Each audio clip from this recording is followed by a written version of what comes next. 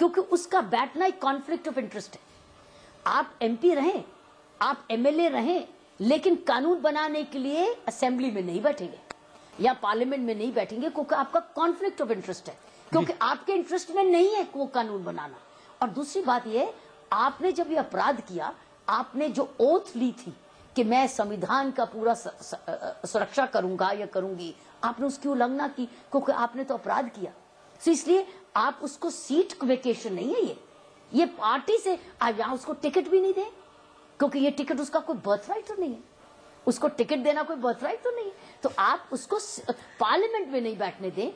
It's suspension parliament में बैठने की या असेंबली में बैठने की या कॉर्पोरेशन में बैठने की है, उसको सीट से हटाने की नहीं है।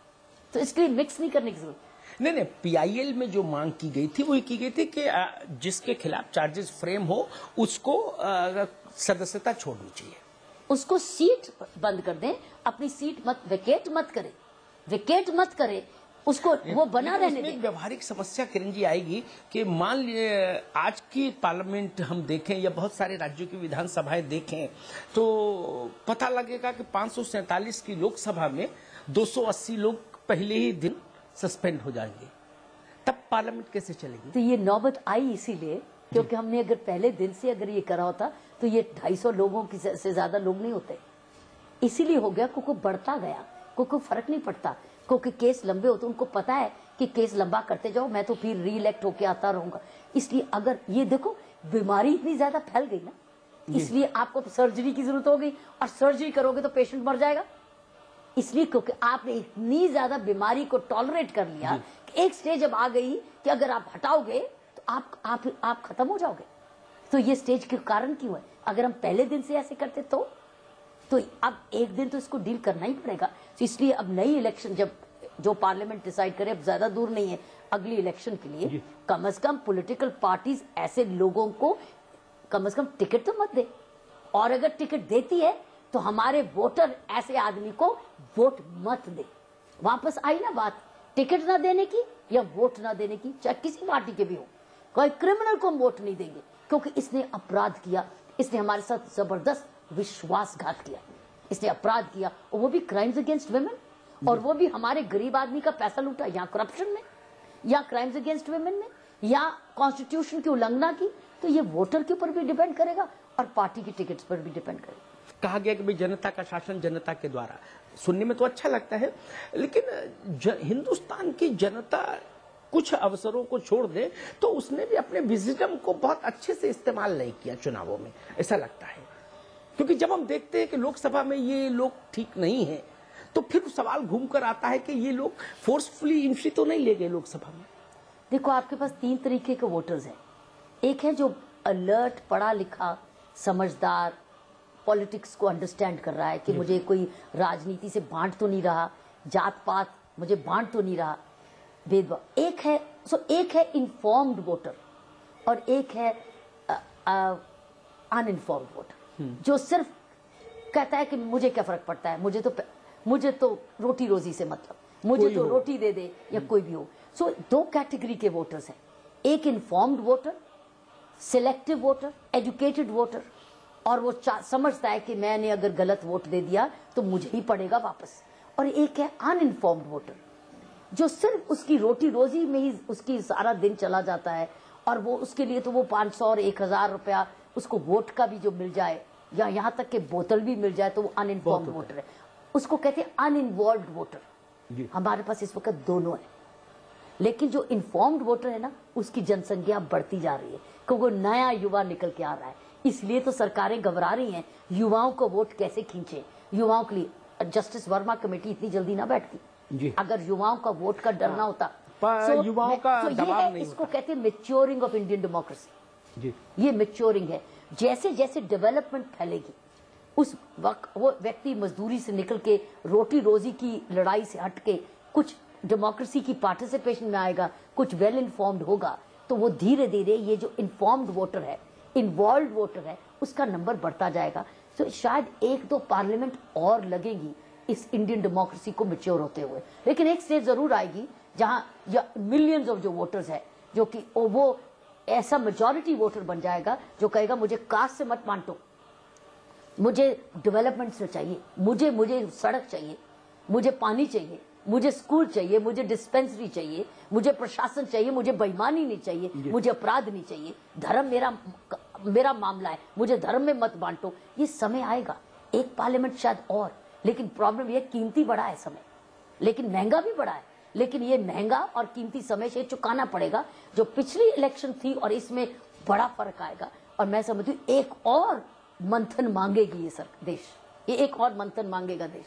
लेकिन ये दामिनी वाले केस में जिस ढंग से इस देश का दिल्ली का नौजवान राष्ट्रपति भवन तक पहुंचा और उसने पानी की बौछार, पुलिस के डंडे, आंसू गैस सब खाए, मुझे लगता है ये नए किस्म का भारत का उदय था जो हम लोगों ने देखा। यही है, यही इसी को मैं कह रही हूँ, इन्फॉर्म्ड वोटर, आज अलर्ट वोटर, डिमांडिंग वोटर। आज वो डिमांड कर रहा है। वो तो अब एक अभियान ये चल रहा है, अब मैं वोट बेचने को तैयार हूँ, मुझे स्कूल दे दो, मुझे डिस्पेंसरी दे दो, मुझे सड़क दे दो, मुझे ले लो मेरा वोट, मैं वोट दूंगी आपको, लेकिन मुझे 4 चीजें दोगे, ले लो, मैं तुम्हें देती हूँ। आज वोट अपना बेचने को तैयार है इन्फॉर्म्ड वोटर। और वो जो अनइन्फॉर्म्ड वोटर है उसको हमारा फर्ज बनता है इन्फॉर्म्ड वोटर को, अनइन्फॉर्म्ड वोटर को भी भागीदार बनाना। और मीडिया का भी फर्ज बनता है अनइन्फॉर्म्ड वोटर तक रेडियो के थ्रू, दूरदर्शन के थ्रू, ऐसे चैनल्स के थ्रू जाए, केबल चैनल के थ्रू जाए, ताकि वो भी इन्फॉर्म्ड हो जाए, ताकि हम इसी पार्लियामेंट में ही सफाई कर सके। जो अपराधी है, जो करप्ट है, उसको वोट ना दे। किरण जी, हमसे बात करने के लिए बहुत बहुत शुक्रिया। तो ये थी डॉक्टर किरण बेदी, जिनको ये अभी उम्मीद है कि थोड़ा वक्त तो शायद लगे पूरी राजनीतिक व्यवस्था बदलने में, लेकिन भारत बदलाव के मुहाने पर खड़ा है। एक न एक शम्मा अंधेरे में जलाए रखिए, सुबह होने को है, माहौल बनाए रखिए। आज मुझे दीजिए इजाजत, अगले हफ्ते हम फिर मिलेंगे एक नई शख्सियत के साथ, नए सवाल और जवाब के साथ। तब तक आप देखते रहिए समाचार प्लस।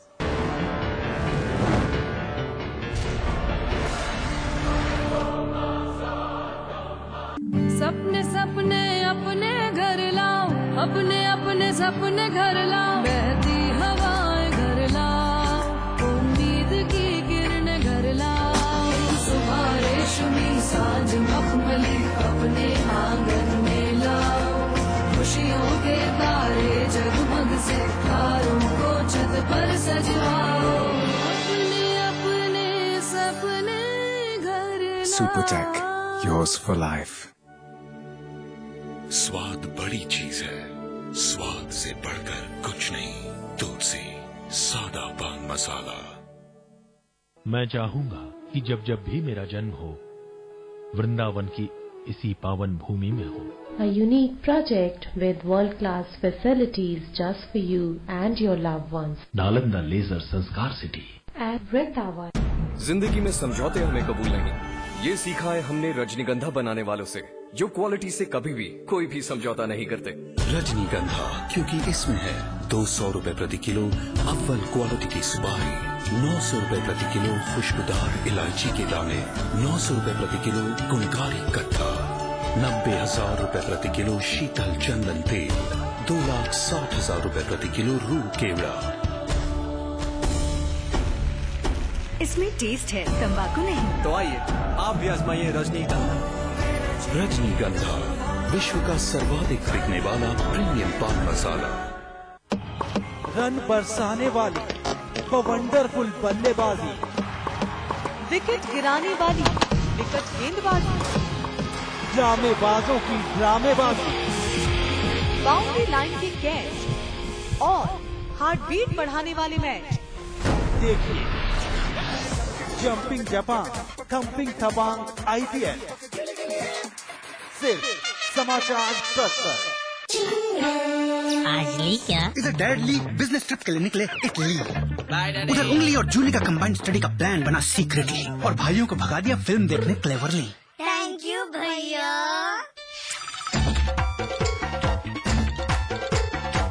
एंड देन इंटरेस्टिंगली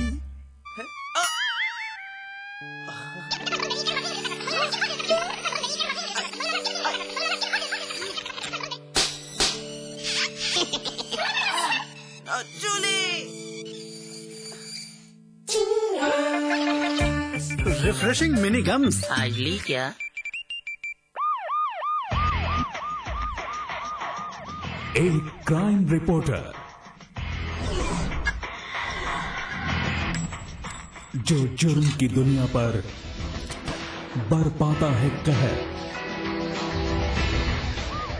कानून के हाथ मजबूत करता है, जिसका हर खुलासा जो बखूबी समझता है, सबूतों और सुरागों की भाषा, उसका सिर्फ एक ही है मकसद, हर गुनहगार को हो जेल। देखिए प्रवीण साहनी को सिर्फ समाचार प्लस पर। खबर वही जो हमने कही।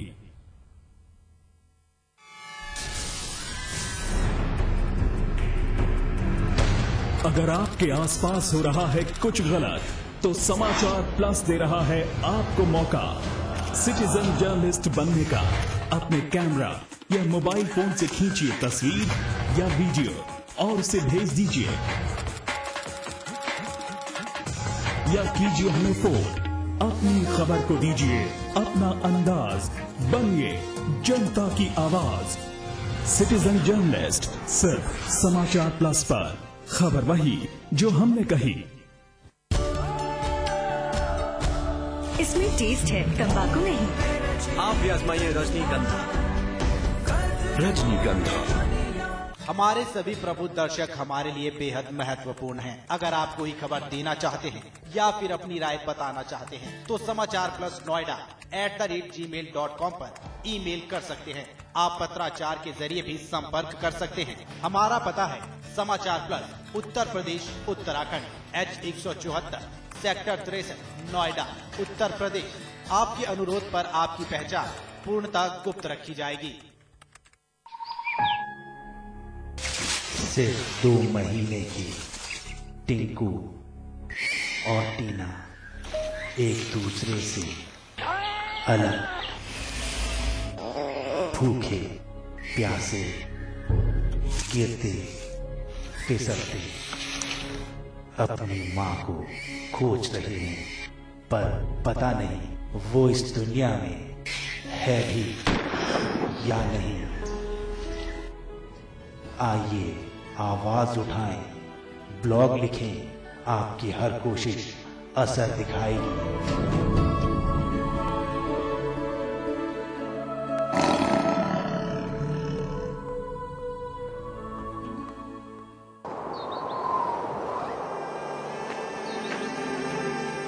है बेखौफ उम्मीद का रंग।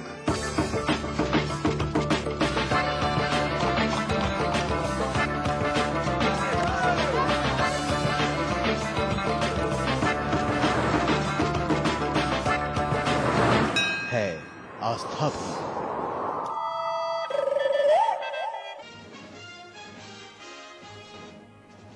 लखनऊ में मुलायम सिंह यादव ने सपा नेताओं की लगाई क्लास। मुख्यमंत्री को अफसरों की लगाम कसने की नसीहत। कार्यकर्ताओं से कहा जरूरत पड़ने पर अपनी ही सरकार के खिलाफ करें प्रदर्शन।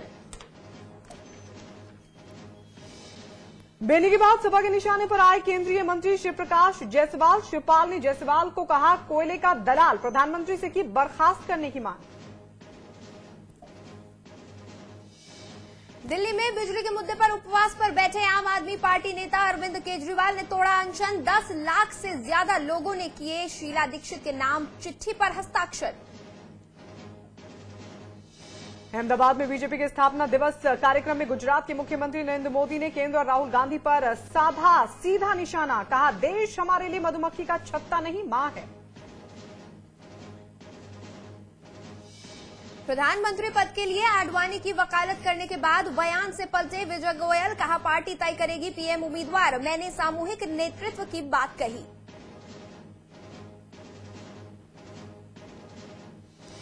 निर्वाचन आयोग ने उत्तराखंड क्रांति दल को दिया बड़ा झटका। चुनाव में 6% वोट न मिलने पर रद्द हुई क्षेत्रीय पार्टी की मान्यता।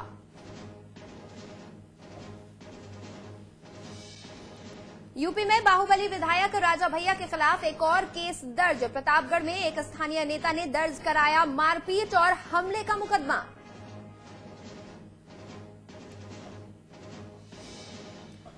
प्रतापगढ़ पुलिस लाइन में रेप पीड़ित लड़की के साथ सिपाही ने किया बलात्कार। रेप की शिकायत दर्ज कराने आई थी लड़की।